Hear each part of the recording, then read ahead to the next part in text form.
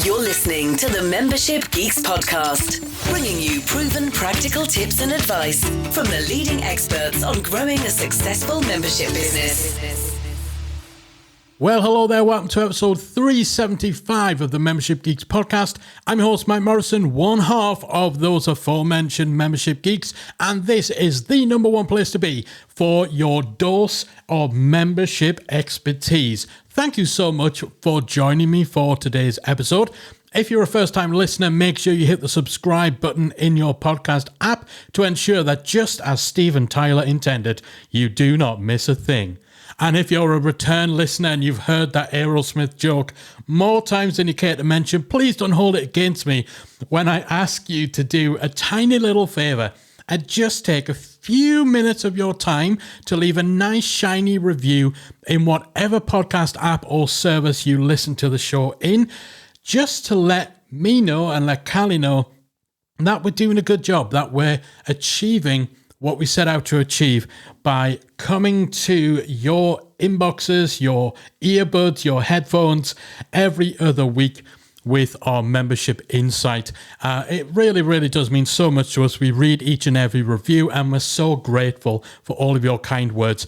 And it does just let us know that we're doing well, we're achieving our goals of reaching and helping as many membership owners as possible. And of course, by leaving us a review, you help us further that goal and get us in front of more people. So if you can do that, if you feel inclined to do that, if you enjoyed the show, if you've ever had any value from this show in terms of picking up tips, tactics, insights and advice that have improved your membership or help you develop your idea, it would really mean a lot if you can do that. And if you do, be sure to hit us up on social media at Membership Geeks to let us know so we can thank you personally. All right. Today's episode is a very special episode. I'm joined by a good friend of mine, Mr. Mark Asquith. Mark's been on the show a few times to share his wisdom, not just around the podcasting world, which he's one of the biggest thinkers and the biggest innovators in, but also around business, entrepreneurship, and of course, memberships as well. He runs a membership and has employed some great strategies for that membership that we talked about in past episodes. But I wanted to get him on the show today to really look at where the podcasting industry is right now, how it's changed in light of the big kind of explosion that we've seen in the world of podcasting. There's no doubt that it's getting bigger and bigger and bigger, certainly in recent years. And things are very different now from how they were when I first started this podcast back in 2015. And even then, there was a bit of a boom in the podcasting world, but it's nothing compared to where we are now. So I wanted to kind of check in with him to see what is going on, what's happening, what's working in the world of podcasting right now, and how we can adapt our podcasting strategy when it comes to using it in conjunction with our membership.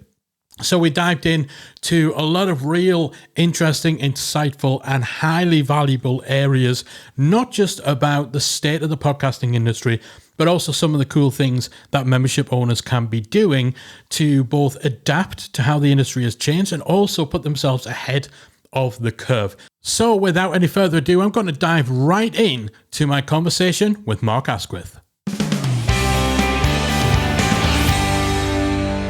All right, my guest today is known as That British Podcast Guy. He's one of the United Kingdom's original podcasting experts, co-founder of the single best podcast hosting platform there is, Captivate.fm, and he's known and respected worldwide as an insightful, thought-provoking keynote speaker on all things related to the podcasting industry. And chief amongst all those accolades, he's also one of only two people to appear as a guest more than once on this show. He is, of course, the one and only Mr. Mark Asquith. Welcome back to the Membership Geeks podcast. Well, thank you very much, my friend. I'm going to stick that on LinkedIn, mate. You stick anything on LinkedIn these days, can't you? So I'm going to put that on LinkedIn, and then you can endorse me for that. I'm in. That's it. Done. All right. Assuming there's some royalties or commission on all 10%. Those leads you're going to get through LinkedIn. Yeah. 10% easy, mate. Yeah. All right. So obviously you've been in the podcasting game for a ridiculously long time. I don't want to age you or anything. And through the work that you're doing with Captivate, you're right there at the coalface of the industry. So you've seen a thing or two. Now, it feels to me, kind of almost on the outside looking in, that the whole podcasting scene has changed massively over the last 5 years or so in particular. So let's just dive right in. What, if anything, should podcasters be doing differently now that maybe they weren't doing 3, 4, 5 years ago in light of changes in the industry? Or have things just not changed as much as it feels like they have? Yeah, it's an insightful thread of thought, actually, mate. So it's a funny situation for me. So I got into podcasting, as you know, years and years ago. We've been to 1,000 shows together, 1,000 podcast conferences. And the industry was very much about the creator. It's always been about the creator. And I've been, as you said, I've been on that coalface for a long time from a creator's perspective. So building Captivate, building podcast websites, building other businesses that serve the creator. And when I say creator, what I mean is the person sat in their bedroom creating content that they either love because they're a Star Wars geek like me, or that serves a business like we did with podcast websites and Captivate, like you guys do, and like other membership owners do. The big change has come in that actually, when we say the words podcast industry, we sort of didn't mean that 3 or 4 years ago, because it wasn't really an industry. Like if you imagine back in 2018, I remember like yourself and me and Cole and a few others out at Podcast Movement saying, wow, advertising or the industry is going to hit $1 billion as an industry. And you think, well, actually, that's not an industry. It's just service providers providing things to podcasters. So it's sort of an industry, but it's really still a very small cottage industry. Now, like it genuinely is an industry. It genuinely is an industry. And now Captivate is part of Global now. We were acquired by Global nearly a couple of years ago now. And what's interesting from my side is we now have a foot as people. I now have a foot. Like my day to day is, yes, I work with all the independent podcasters and I build Captivate. Nothing's changed there. But like the other side of my work is working on the news agents. It's, you know, it's one of the biggest podcasts in the UK, certainly the biggest news podcast in the UK, 10, 20 million downloads since launch. It's a huge, huge podcast. And also working with like LBC and the talent that we acquire and some of the owned and operated stuff. And I see the differences between the creator economy and the other big money podcasting. And the reason that I bring that up is because a lot of people think, well, how the heck's that related to memberships and how's that related to business and entrepreneurship and whatever? It's all the same search engine. Like it's all the same search engine. If you just search for business podcast, you're going to get Business Wars. You're not going to get, like you would have done 10 years ago, EO Fire, Smart Passive Income, Upreneur Effect. You're not going to get those guys anymore popping up as readily because Wondery are now putting, I don't know, this is just off the top of my head, but $500,000 a year into producing Business Wars, which is a drama show. It's a narrative show. And that's what's changed, man. And you know what it's like. I mean, we've been around the block a few times, specifically in podcasting, and we've been to the shows and we've seen that, you know, 10 years ago, 5 years ago, you could spin a podcast up about, you know, anything that you wanted, you know, fidget spinner 101, and you'd get some downloads and you'd probably, you know, the riches are in the niches and all that. The problem is now that number one, everyone's sort of podcasting, and not in a bad way, but everyone who is really making big money from podcast sponsorships, and I'm saying sponsorships really specifically, they are producing really bloody good cross-media, multi-IP podcasts. I'm thinking Law, you know, that was an Amazon TV show, but it started out with Aaron doing Law as part of his Grim and Mile podcast network. You've got the News Agents, which is, you know, cross-channel. You've got all the LBC stuff, like I said. You've got all the Wondery stuff, which, let's be honest, they're commissioning stuff so that it can go on to be a TV show. And look at like Q Code and all these people. What they're doing is they're casting voice actors from TV, because when it goes to TV, which they're intending that every one of their shows will do, that person just plays that character on TV as well. And so that's a different world. And I know it feels so distant from memberships and business and how do we use content marketing and podcasts as content marketing or as a channel to grow our business, grow our membership. But like I said, it's all the same search engine, and it's all the same judgment. You know, if I listen to Business Wars and the audio is that good, and then I listen to, you know, little Johnny that's got his membership podcast, or he's got his podcast about podcasting, or his podcast about entrepreneurship, and it's, you know, he's sat away from the mic over here and he's banging on his thing and he's doing this, that, you know, they're just not getting the downloads anymore. So that's what's changed, man. It's become an industry, and everything has lifted a level. So what can people do to actually adapt to that, other than, you mentioned audio quality and kind of the more, I suppose, amateurish traits that you get with people that everyone goes through. I mean, I dread to even go back and listen to the very first episode that I ever recorded, and even now, like, put it with the best equipment, the best will in the world, put that up against the average podcast. I suppose that's what's changed. The average podcast is very different today. Like, that line has moved over the years. So has that really kind of made concrete the idea of the indie podcast scene, like the amateur podcast scene? I know that language was like that was used for years, but it kind of seemed to be, an amateur and indie podcaster was just kind of a slightly lesser version of a typical podcaster, whereas now it is big corporate podcasts versus the guy in his bedroom. Like, what can the average indie podcaster do to adapt? Yeah, it's a great question, man, and you're absolutely right. The average has just become better. It's like everything. If you, whatever sport you're into, if you're into football, the average wages have gone up. But actually, I would say that the average fitness level of a football, you're not going to get it.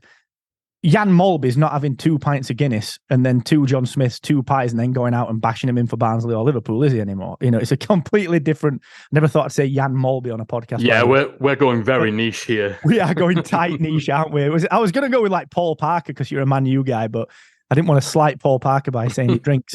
And it's like everything has just progressed. In life, I think everything progresses, and podcasting has done that. The average, well, as you say, has got better and better. But the beauty of this is that the accessibility of, as you said, equipment, like you've got a great microphone there, I've got a good microphone here. They're not expensive. You can get them, and it's just about the technique. So like the basics, you're absolutely right. Like anyone can do the basics well now. And that's the beauty of the podcasting scene becoming an industry, because people in tech are putting more money into it and everything's getting better. I saw there's something that's just released yesterday, or was announced yesterday by Shure. It's just a little tiny module that's like, I'm talking like, it's like a thumb width. It's a tiny little thing. And you plug it into an XLR cable, and it's got a USB stick on the end. And it turns any XLR mic into a USB mic, which is like, think about that 10 years ago when we started. That is actually pretty big, isn't it? I remember just the hassle of when for the main recording setup that we use, switching from USB mics to XLR. Like, that's why I had to buy the Rodecaster Pro, like literally just because I didn't know, like, where does an XLR cable go in the back of my computer? It's huge, isn't it? How does this work? That's right, yeah. And the technical limitations are coming down. Now, when it comes to adapting to, I don't want to say the word compete, because I'm still acutely aware of the fact that there is podcasting as entertainment, which is what a lot of these big production companies are doing, or as news or whatever, but essentially in the media, right? And then there's podcasts that exist, usually indies, that are podcasts and content as marketing. So this is where YouTube and podcasting sort of crosses over, because it's rare that you get like Top Gun Maverick doesn't get released first on YouTube, all right? But you get a lot of indies that are doing YouTube content. So it's podcasting's weird in that everything's all bundled together into one place. So the things that we can do to keep up, I honestly think it's just about thoughtfulness and mindset. So if I'm promoting, let's use memberships as a great example of that. We've heard for years you've got to give value first. It's very trite, it's very cliched, but we know that we've got to turn up and we've got to give something that is useful to someone else. And it used to be just deliver information. The way that we now are able to stand out is by, for me, turning that much more into entertainment, but also turning that much more into something that is digestible, because people can get that information elsewhere now. There's so many other people doing it. So for me, it's about, like, how do you plan your show out? Do you design out things like basic segments? Like radio has always worked well with segments. It's drive time. Welcome to the weather. You're like, right, it's 5 past the hour. Of course, it's the weather. So, some of the lessons that we can learn from media, we can apply into our podcast. So things like designing segments out. But I think the biggest thing that we can do is be conscious of editing ourselves. And that doesn't necessarily mean like physically going in, taking the audio, sticking it in an Audition or whatever, and editing it. What I mean is, and I'm the worst for this, and I've had to start doing it, is like I will talk. You know me, man. I'll talk forever, and we'll start talking about this. And somehow I got onto Jan Molby, right? And the point is that even I've had to sort of self-edit in my planning in my episodes where I've got to get more structured. I've got to get more focused. And in particular, what I've got to do is get to the good stuff earlier. So my show used to be very much you remember back in the day, it was like, here's my intro and outro that's like 2 minutes long, and it's got all these sound effects, and it's got Mike Russell going, welcome to the Podcast Accelerator. Beautiful, amazing stuff. But now you can't do it, because what people need, they need something along the lines of,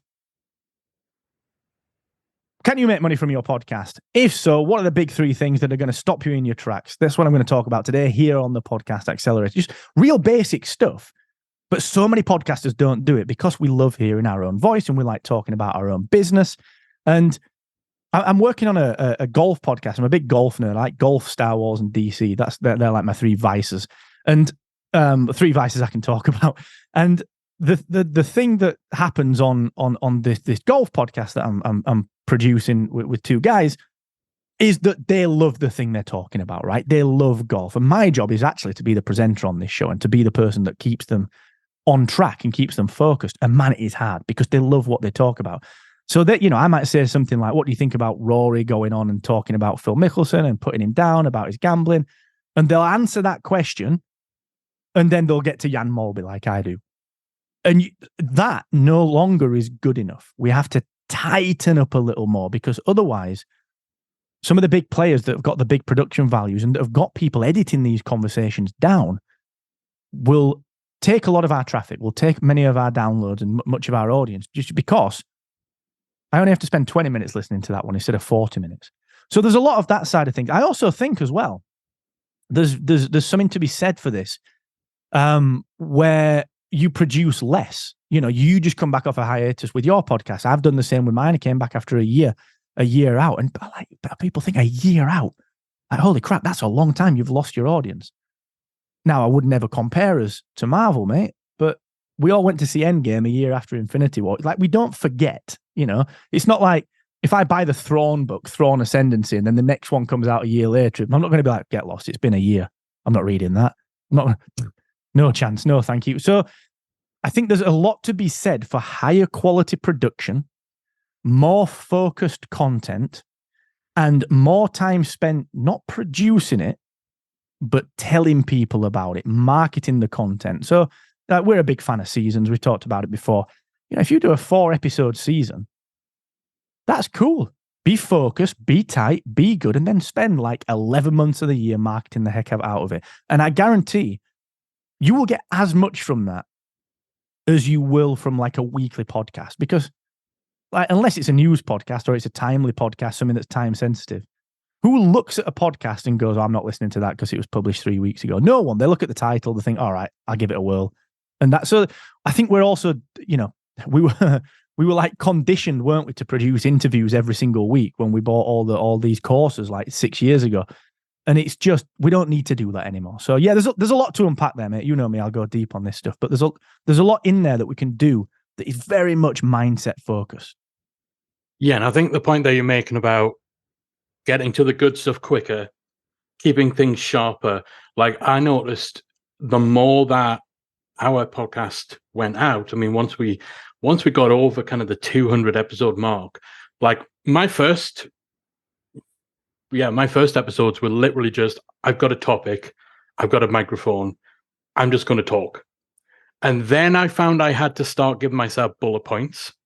Then the bullet points got a little meatier, and then literally got to a point where I'm scripting word for word, even the improvisations and like having to script word for word to do what you said, to edit myself, to try and make broader topics or topics where I know that I could just shoot off for 2 hours and still not get to the real good stuff, to try and pack as much value into as short and as clear a way as possible.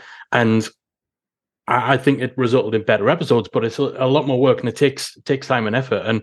And what you said about spending more time actually marketing and less time just creating content for the sake of creating content. That obviously, that's going to go hand in hand with the fact that the typical small podcaster, one-man band, they're not going to be showing up at the top of search anymore.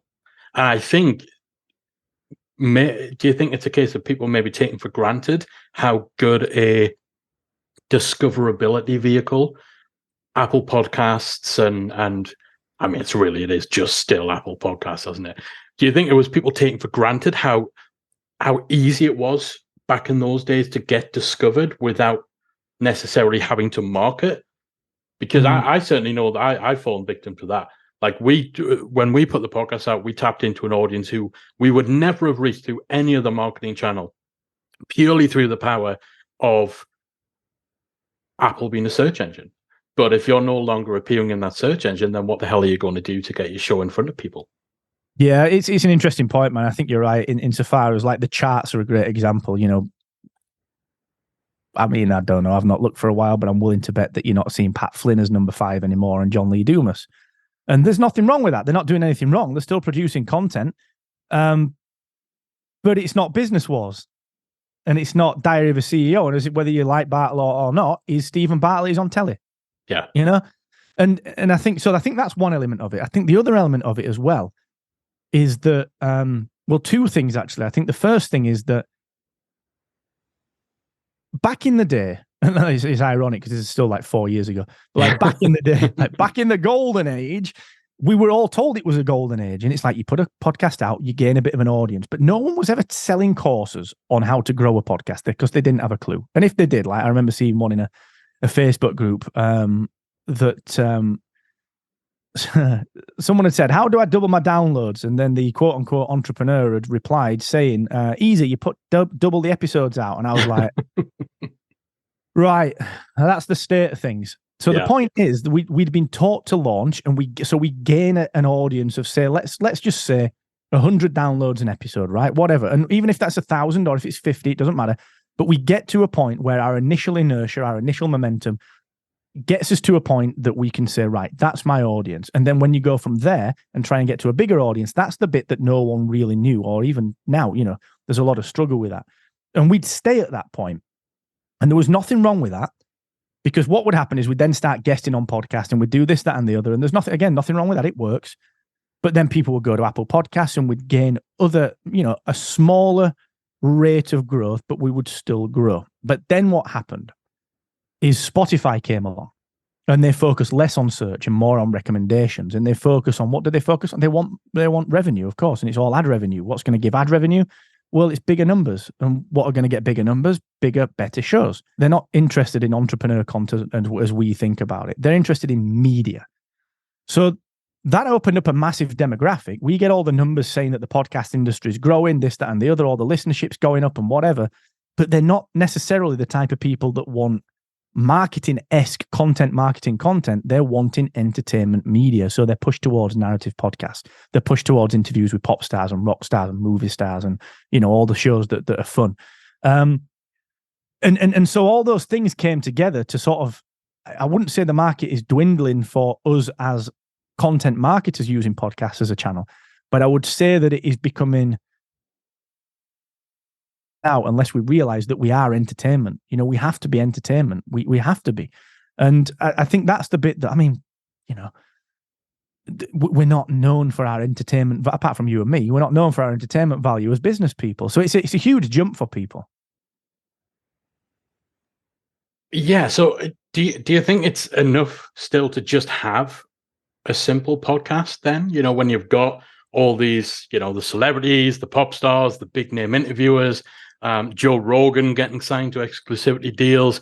You've got people like in the UK, you've got the likes of Chris Ramsey, like selling out arenas for people just to watch him and his wife record their podcast. Like that still blows my mind. Like people are paying, and that's been sold out for like well over a year to watch a podcast recording. Can you imagine someone paying to watch an average podcast being recorded? It's crazy. Like, is it enough if someone's just about to start a podcast these days to just be one person, one mic, hit record and share your thoughts? Or do you need to start to think of it as you are not starting a podcast in the traditional sense. You're starting a multimedia whatever. Yeah, good question, mate. And I think if you intend on selling, so this is my general golden rule, okay? If the podcast is the product, then you have to treat it like a full-time job, and you have to be multimedia and cross-media. That's what business world, and I use business words, but also things like, what we've got with news agents at Global. We've got the Keith Lemon stuff. We've got all the Moyles and the Johnny Vaughan stuffs on there, and so it's if that's multimedia, right? The podcast, the product. If you are someone that is, and this is similar to YouTube, I would say as well, in video. If you are someone who uses podcasting as a channel for something else to promote something, whether it's a business, a membership, a book, or whatever, then I would approach podcasting like business people approach books. So let's think about the book process. You've written your fantastic books. You've got someone like Ducker releasing his books. Whoever releases their books, right? So go around. Who am I looking at? What's the book that I've got? I don't know. The One Thing. Remember that one? That's up there. I don't know why it's up there. It should be in the loft. There should be a Star Wars book up there. But anyway, that book's up there. And so Gary writes this book, right? And he does the book, and it's a project, and it's done. But then what does he do? He goes out and he's speaking. Look at like Chris Gilwell's a great example of this. He goes out and he speaks and he speaks and he speaks and he speaks, and he's on a bazillion interviews, on a bazillion podcasts, bazillion YouTube channels, at every event he can possibly get to, just to promote this one book. And then the book in the back has always got, go and sign up to my email list for these free resources. So it's a funnel. We all know about funnels. That's what we do as membership people. And I think if people were to treat their podcast a little bit more like that, so I'm a startup, an entrepreneur, a membership owner, whatever. Someone said to me, I need to get into podcasting. I've got a decent mic. I've got a decent idea. Produce a 6-episode single season and treat it like a book. Go on as many podcasts as you can. Go on a media tour of all the events. Go and speak at the events in your niche to promote the podcast. Because what you're not allowed to do at many of these events, or at least they tell you not until they get on the stage and then they change it and pitch your crap, but you're not allowed to pitch. You're not allowed to sell stuff from the stage, all right? But you can talk about your podcast. So if that is the thing, you spend a month creating 6 episodes, and then the rest of the year is going out and treating it like a book. Go and listen to the podcast. Go and listen to the podcast. Then you use something like Captivate to dynamically insert your calls to action, dynamically insert your relevant time-bound offers, whatever you want to do. You get all of the output of a good podcast, but none of the, we talked about this off air to start with, none of the like day-to-day heartache of, right, what's next week? What's the week after? None of the planning, none of the heavy lifting, because you've done it. And then you do the same again next year, season 2. And that really works. And you're even now seeing, to prove that this is a concept, you're starting to see people like Alan Partridge. He's like, season 2 of my podcast is here, and they're treating it like TV. It's a season, give me another season, whatever. So it's, they're doing it as media, and we can do the same thing. And the irony with that is that it's less work than we expect, because we're only doing the 4 or 6 episodes. So I really recommend that to people. And I see no downside to it. No, it's interesting. And yeah, when we've had the seasonal podcast, and we've had the evergreen constantly weekly episodes, now fortnightly episodes, and yeah, they just give completely different opportunities to go out and promote. When you've got a weekly podcast, it's really just, okay, what's kind of the quickest, almost lowest friction, lowest effort way that is repeatable of letting people know what this week's episode is, versus, okay, I now have something complete. I now have a product. How would I go out and market any other product, whether it's a book, whether it's a course, whether it's something like a physical product or a piece of software? And it's a total different mindset and a total different approach. And like what you do, it is literally, if anyone wants to see it in action, go to Mark's website, because he eats his own dog food on this. Like every season, every podcast, you can tell it is meticulously and strategically positioned as, this is self-contained, this is a product, and this is a piece of a larger puzzle or a larger funnel. And it works. Yeah. It does. I'm gonna pivot a bit, because you mentioned something that preempts My next question, literally, dynamic ad insertion with Captivate. Big plug. Captivate is our podcast host. I'm not just plugging it because Mark's on the show. Like, we use it and it's ridiculous. I've only recently started playing around with dynamic ad insertion. Like, I remember you and I remember Kieran like getting ridiculously excited about it. Like, however many years ago now that you launched it, but it's only last month I started tinkering with it, and it blew my geeky little brain. Can you share a bit with listeners what we're talking about? What is dynamic ad insertion? How does it work, and how can they use it to their advantage? Yeah, it's huge, isn't it? It's proper nerd fodder, and so I'm going to slightly just amend the word into dynamic content because I think it'll help with people visualizing the possibilities. Okay, so generally speaking, what happens is, if you ever hear an advert on, if I listen to like the Claude Harmon podcast, and I'm using this as a good example. Yesterday, I heard an advert. I can't remember what it was for, so great product recall, but it was something that was tailored to me, right? Claude had not recorded that, and it wasn't quote unquote baked in where he'd recorded it. It was just inserted by an ad server somewhere. So similar to like display ads on Google and pay-per-click and all that sort of stuff. Now, what you can do in podcasting is you can take your audio, upload it to your hosting platform, and say, right, here's at minute 1, I'm going to insert a point, and I just want my advertising partner to go and get an advert and stick it in. Now that works for like big players that have got tens and tens of thousands of downloads per episode, because what happens is advertisers pay and they bid for that space. So that's sort of dynamic and programmatic ad insertion. The way that we can use this is, we can do that if we're big enough. That's cool. But what a host like Captivate allow you to do is take some of your own extra content and insert it at various points. So a great example of this would be, right, let's assume that I've got a weekly podcast. I've got 52 of these episodes because I've done it for a year. At the end of the year, I'm releasing my course, which will help membership owners to 10x their revenue through January, whatever.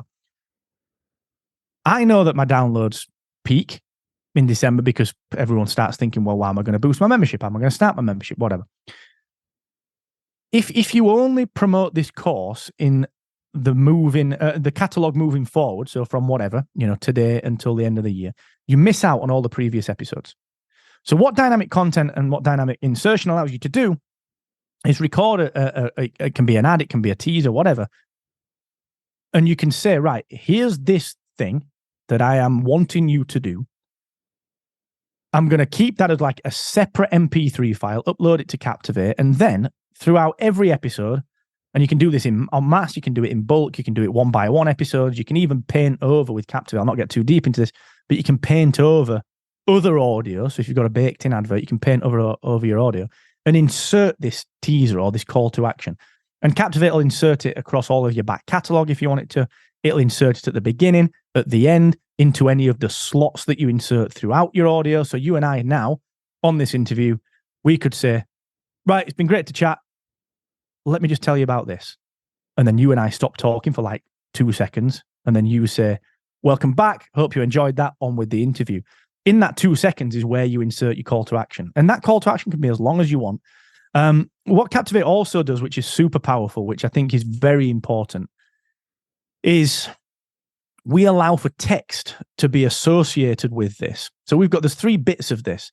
There's the audio element of it. There's the text that will go in your show notes. And then there's something that we call short links. So like Bitly built into Captivate that we built. What you can do is you can create a short link to your course, a little bit of promotional text that goes in your show notes, and you can associate those 2 things with your audio.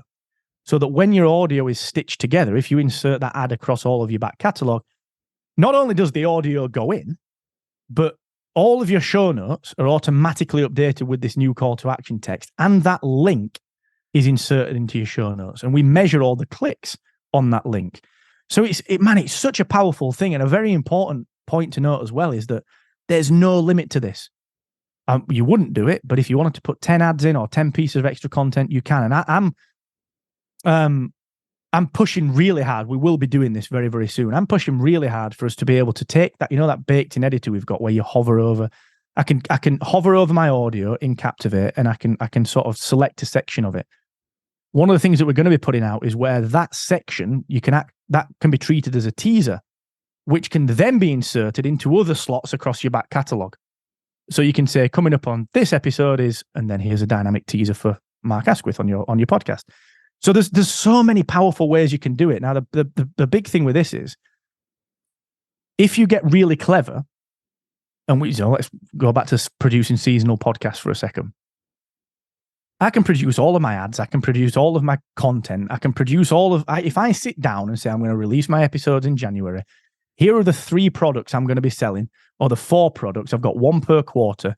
I just sit down and I record the calls to action for them when I do that. And I just change the dynamic calls to action at the time I want to change them. And that's your year of marketing done. So, dude, it's huge. I geek out about this all day long. I love it. I think it's so powerful. It really is. So the first time I've used it was for the return of this podcast. We did a little promo for podcast listeners, which was a special on Membership Academy. And obviously that's not something we want to run all the time. We only wanted that to run for 2 or 3 weeks. And so being able to kind of just that paint over feature is amazing. So all of our old episodes have ads baked in, which for the listeners means the final audio file you create has all of your ads and your call to actions all as part of one recording. So the fact I was able to go back through some of my most popular past episodes that are still being listened to today, locate the point where normally it would say, and if you've enjoyed today's episode, head on over to Membership Academy, and just paint over that with a new call to action, which was, to celebrate the return of the podcast, we're offering our listeners a very special deal. The fact I could do that without having to manually download every single episode and manually chop out the old thing and put in the new thing. And then when we were done running the promo, you just go through and be like, okay, switch it back to the original audio. Like, that's nuts. And that's something in, man, what year is it now? 2023, 8 years of podcasting. The ability to update baked in calls to actions. I was having this conversation with Matthew Kimberley a few days ago. Great guy, he's been podcasting for a long, long time. And he'd said the biggest problem he has is all of his calls to actions are out of date in his past episodes, so he doesn't want to promote them. So I've sent him your way to get that dynamic content insertion in place. And yeah, if you run any sort of seasonal promotions, if you do, membership owners are always running special offers. There's always something new happening. You could be using this to promote next month's content in your membership, and literally have the freshest, most up-to-date calls to actions on your episodes that are years and years old. It's nuts. Awesome feature. Go, man. Thank you. It's an interesting use case as well that I think a lot of membership owners could do is actually take excerpts of the content. So if you've got a video course, strip the audio from the video course, create 5 30-second, here's actual course content, but there's only 30 seconds of it, and stick that as a pre-roll. Yeah. Here's a preview. There's so many fascinating use cases if you start thinking a bit laterally about it. And I've that's as far as my thinking's gone on it, but there's a lot that you can do with this if you get creative. And I think it would be, we talked right at the beginning to bring this sort of back to the question about adaptability and what should we be doing differently. The devil is in the detail with podcasting now. You used to be able to throw anything at the wall and it would stick. Now the devil's really in the detail. And if all else is equal, but you're the one doing this sort of thing, then you will stand out the most. And I think that is, to really kind of distill it down to the most simplistic form possible, that's what we need to do the most in podcasting and in business, is stand out the most. So every advantage we can get, mate.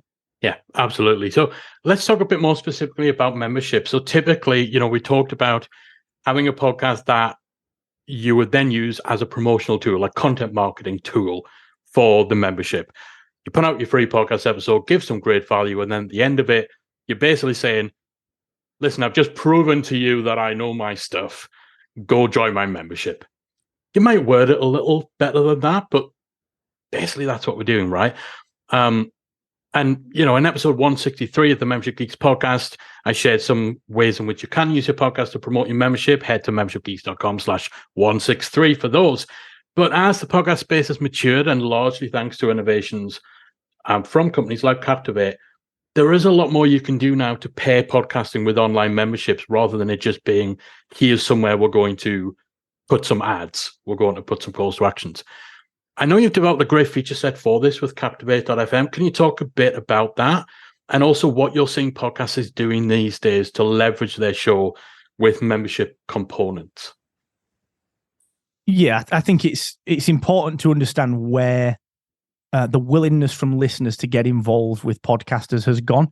And what I mean by that is that I think a lot of people now understand that creating a podcast is part of the creator economy. So a lot of people are willing to get involved with creators that they enjoy and to give them something, whether it's a tip, whether it's a financial tip, or whether it's to join a membership that is audio based. So I'm talking here where, you see it all the time with things like, okay, here's like early access to certain things, or here's bonus content that only the subscribers get. And we see it a lot. We see it with the bigger shows like Business Wars. We'll do like listen on Audible for ad-free content. And we can do that. We can do that as creators. We can do that as podcasters and as membership owners. And so if we use Captivate as the example, what we allow for people to do, anyone, and I'll talk about how this ties specifically to memberships in a second, but what we allow people to do is sell audio-only memberships. So what you do is you create your tiers. You could say, right, for $5 a month or for $10 a month, you get access to all these benefits, a little bit like Patreon. You get access to, like, we'll send you a sticker, whatnot. We'll send you all sorts of other things. So what that means is when you go and publish an episode, you tick a box and you say, this is only for members. Each member gets their own RSS feed. They can listen to it in the podcast player, and it's all managed, and they pay you. You can make it free if you want as well. We allow free tiers, but you can make it free or you can charge for it, and they'll just pay you for that content. You can also do something called windowing or early access, whereby, let's assume you and I do this interview today and you put it out on a Friday, for argument's sake. You could say paying members or members of my membership, which I'll get to in a second. You can get this 2 days early or a week early. So you can rack up these benefits for your members. Now, you can also accept tips. Well, that's dead easy. You can just take a one-off tip. A quick way to look at this. I run a Star Wars podcast. You and I were talking lightsabers earlier. Go to sparkofrebellion.com/support. Sparkofrebellion.com/support. Just everyone, if you're curious about this, go and look at that. It's a really basic setup, but it works. Now, tying this to memberships is really good, because what you can also do is, because we're an API first company, we're programmatic in the way that we work. We want people to be able to tinker and do things. What you're able to do is link this to other things. So what I can do is say, right, here you join my membership and you get access to early access content or exclusive content only.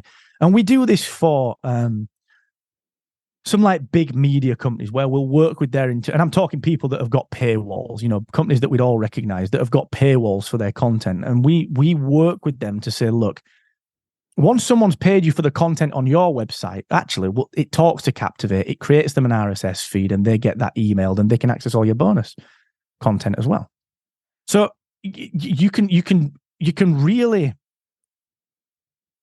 really start to do a couple of different things with this. You could start to say things like, look, if you're a fan of the podcast, but you're not quite ready for anything else that I sell, just go and give me a tip. Get used to giving me something. Or go and subscribe to this $1 a month thing. Or go and subscribe. You know what I mean? Or you can use this kind of thing to enhance your membership. If you join my membership at $47 a month, you get access to the podcast, you get access to the past library of the podcast and exclusive interviews with such and such. And the way that a lot of people use this is that, let's say you and I do this interview now, we finish, and you say, Marco, just stay on for 10 more minutes. We're going to do 10 extra minutes that is just exclusive content for the members. Well, what's the extra effort in that? Barely anything. And you just upload it as normal and off you go. So again, really, really powerful. And I'm a huge fan of like keeping eggs out of baskets. If you need multiple ways to earn. And the last thing I'll say about this is this can work really good for offboarding. So what I mean by that is that, and hopefully no one ever cancels from your membership. But one of the things that you could do is you could say, right, you don't need this element of my membership. So you're too busy for the community, you're too busy for the video courses. But actually, instead of cancelling and me not getting anything from you. What about if you just stay on at $10 a month and you just get access to the exclusive podcast and the early access and event meetups or whatever, invites to all that. So there's so many ways that you can use it. And before, it was such a faff, getting it all plugged in and how do I link this to WordPress? It's just such a faff, but it's much, much easier now, mate. So yeah, again, I'm a huge fan of that sort of stuff. Someone tipped me for my show the other day. I was like, this is brilliant. I get a beer. And it's awesome. It's great. Yeah, I'm getting kind of jealous that I'm not getting tips for this as well. That's like, get the beer. Yeah, what have I been missing? But no, I think it all kind of thematically fits in with what we've been saying throughout. It's just thinking that bit more strategically, thinking that bit deeper, not taking for granted that the things that worked when podcasting as an industry wasn't really an industry, that still works today because things have moved, things have changed. And, membership owners are primed to always kind of stay ahead and always be looking for what they need to do to adapt and evolve. And I think sometimes we get so focused on making sure our membership is evolving and growing that we're not also evolving the marketing channels and the other pieces of the puzzle. So yeah, I love the idea of using the podcast as an offboarding option as well to kind of keep that connection, that relationship, and give people other ways of sticking with you. All right, my man, I think I've milked you for plenty of podcasting wisdom for one day. If our listeners want more from you, where should they go? How can they find you? Yeah, appreciate it, mate. Always good to chat. Yeah, probably just on Twitter or X or whatever the heck we're calling it now. Just we're not calling it X. Are we X? We're not. We're calling it Twitter. That edgelord rebranding it to X is just that's another podcast episode. That's a whole episode, isn't it? Well, I'm on the Twitter. That's where I do all my interacting, to be fair. It's just at Mr. Asquith on Twitter. But if you want to listen to the show, it's just mark.live in your address bar. Stick it in the old URL bar and you'll get it in all your podcast apps as well. Just search for my name in your podcast app and you'll probably get me. Perfect. Always a pleasure to chat with you, my man. Thanks so much for coming back on the show and getting into it. I know our listeners are going to love it. And yeah, we'll have to get you back to rant about something else further down the line. Count me in. I'm always there for a rant, my friend. Awesome. Cheers, man. Take care. All right, big thanks once again to Mark for coming on the show and sharing his wisdom, his insight, and his advice. And a big shout out, a big plug for Captivate.fm. It's the single best podcast hosting service that there is. That is what this podcast is hosted on. And yeah, I mean, we were using another host for years prior to that, but then Captivate came along and just changed the game. We jumped ship and we've never looked back. They are just so far ahead of the curve in terms of podcast hosting, monetization. It's just unreal. Captivate.fm, check them out. And you know that it's a good endorsement because I'm giving you the direct URL and not our affiliate URL. So I get nothing other than just helping you ensure that you're using the best in class for your podcast hosting. And also be sure to check out markasquith.com. That's markasquith.com for all of Mark's podcasts and other free resources. All right, that's it from me. I'm out of here. Make sure you tune in 2 weeks' time for the next episode, which is a very special anniversary episode when myself and Callie will be looking back over the last year of Membership Academy. We'll see you then. If you enjoyed this week's episode of the Membership Geeks podcast, we invite you to check out membershipacademy.com. Membership Academy is the original membership about memberships, and it's the essential resource for anyone at any stage of starting, growing, and running a successful online membership business. Whether you're still trying to figure out what your idea is going to be and you need some help making it a reality, or whether your website is already up and running and you're looking for ways to grow and attract new members, then Membership Academy can help you to get to the next level.